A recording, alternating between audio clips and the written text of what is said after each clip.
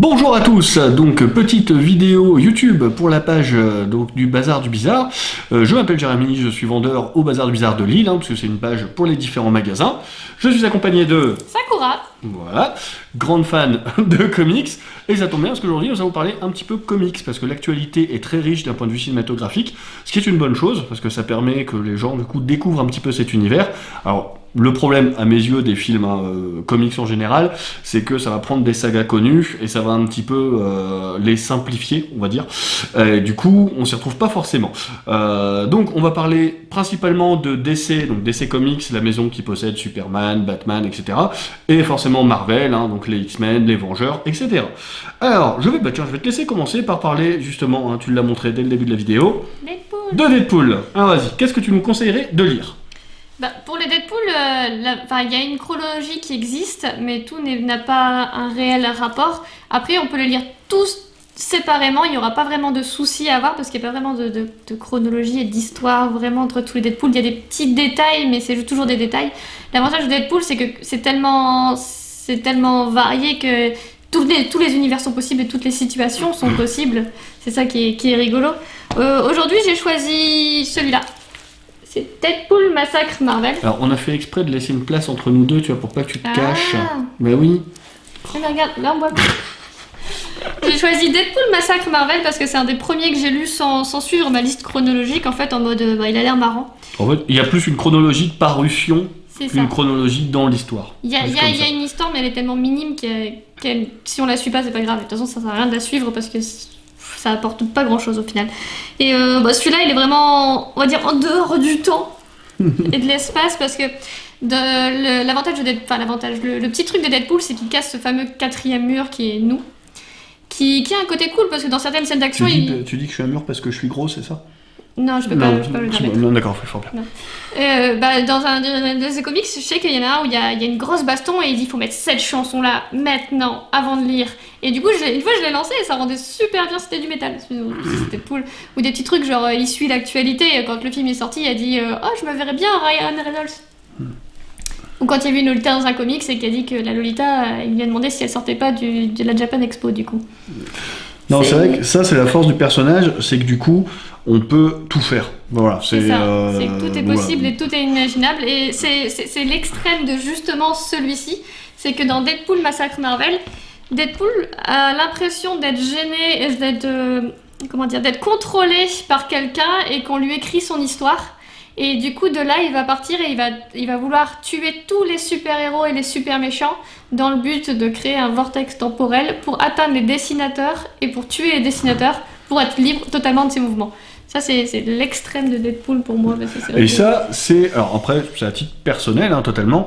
Moi, Deadpool, c'est un personnage avec qui j'ai un petit peu de mal en ce moment, parce que le film a très bien marché, les comics du jour au lendemain ont très bien marché, ce qui est plutôt une bonne chose, c'est toujours intéressant.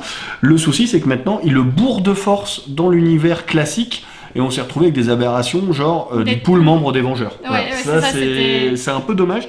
Et moi, je rebondis, tu vois, et je suis balèze quand même pour me lancer des perches, sur mon préféré, celui-là, Deadpool, il faut sauver le soldat Wilson, où en gros, pendant tout le comics, il y a un procès donc, de Deadpool, sauf qu'on sait pas vraiment, est-ce que c'est Deadpool, effectivement, qui pète encore un câble, qui se prend pour quelqu'un d'autre, ou est-ce que c'est quelqu'un d'autre dans la vie réelle qui se prend pour Deadpool ? Ouais, mais je crois que la première phrase qu'il dit, c'est non, je m'appelle pas Monsieur Wilson, je m'appelle Deadpool, parce qu'on lirait pas un comics qui s'appellerait Monsieur Wilson.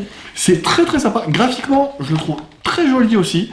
Il y a plein de références, alors, je sais pas si ça va bien rendre, après normalement la puissance de la caméra 4K doit pouvoir vous permettre de zoomer, mais voilà, ça, Deadpool, très très bon, voilà, je pense que là on a fait un petit peu le tour du personnage, je sais pas à combien de temps de vidéo on est, j'ai pas envie que ce soit une vidéo trop longue, je vais passer du coq à l'âne, je te coupe tout de suite, parce que j'ai envie de parler du vrai Captain Marvel, parce que là on a un problème Captain Marvel en ce moment.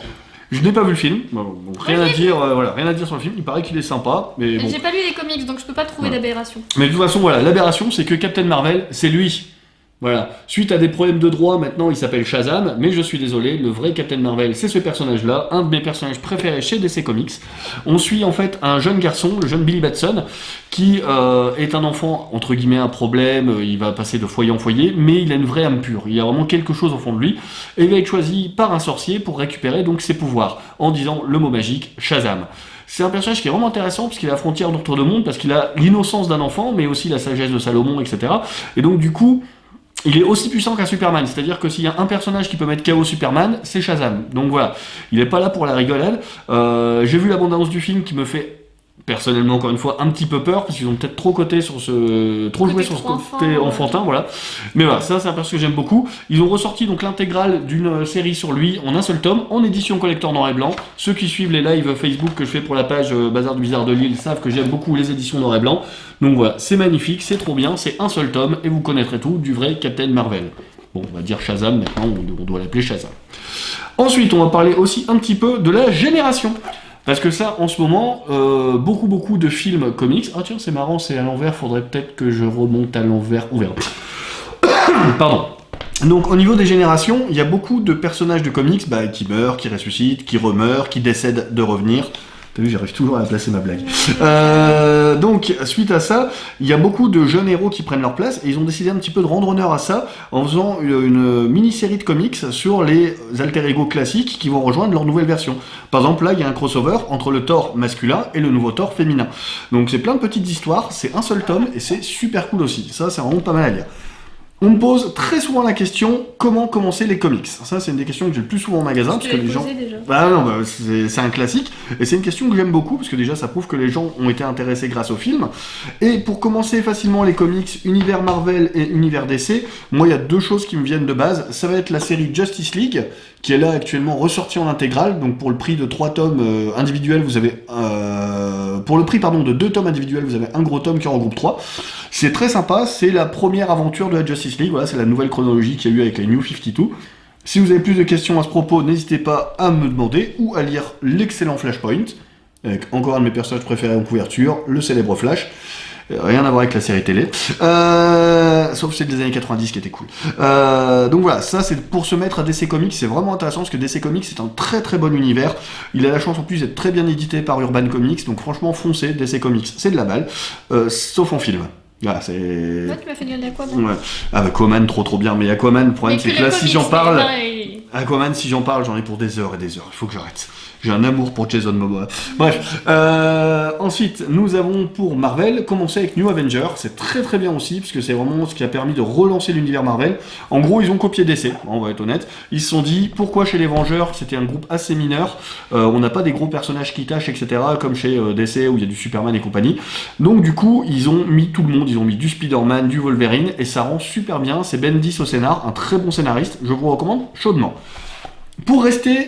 Hop, excuse-moi, depuis tout à l'heure je parle, tu me dis rien, mais si tu veux m'interrompre, n'hésite pas. J'écoute, de toute façon on va aller d'ici, je connais pas, mais celui-là je l'ai vu. Pour rester sur les récits hors continuité, un petit peu à la Deadpool, on va parler vite fait du Injustice.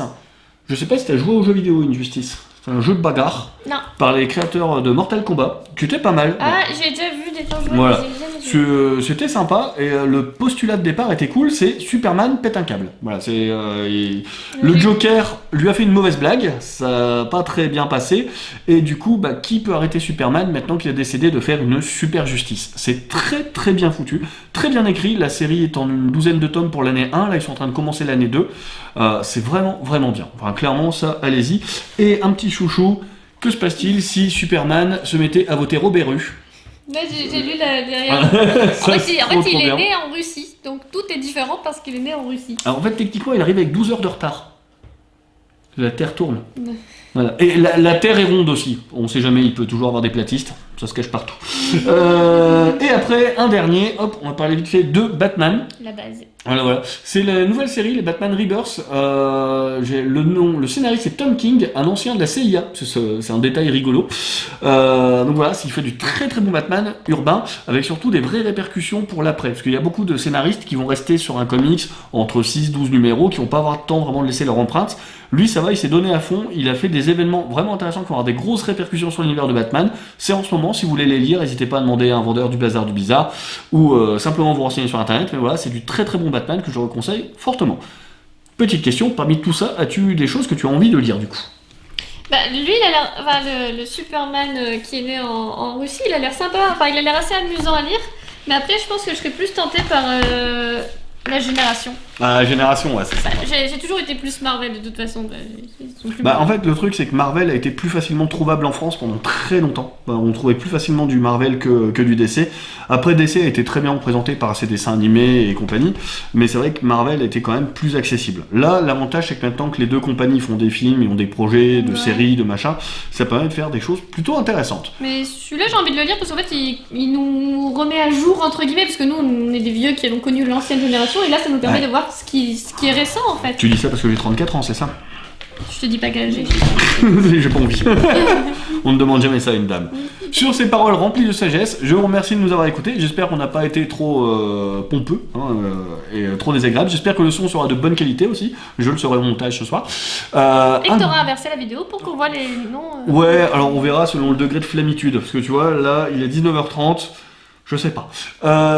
Encore voilà. Merci de nous avoir écoutés. Si vous avez des idées de vidéos que vous voulez voir sur des mangas, des comics, des jeux de société, n'hésitez pas à les mettre en commentaire. Cette vidéo donc sera mise sur la page YouTube, donc Bazar du Bizarre. Il y aura le lien sur la page Facebook. N'hésitez vraiment pas à vous abonner à la chaîne, s'il vous plaît. Comme ça fait plus de visibilité. Et moi, ça me permet qu'après le boulot, je puisse continuer à m'amuser, à tourner des vidéos.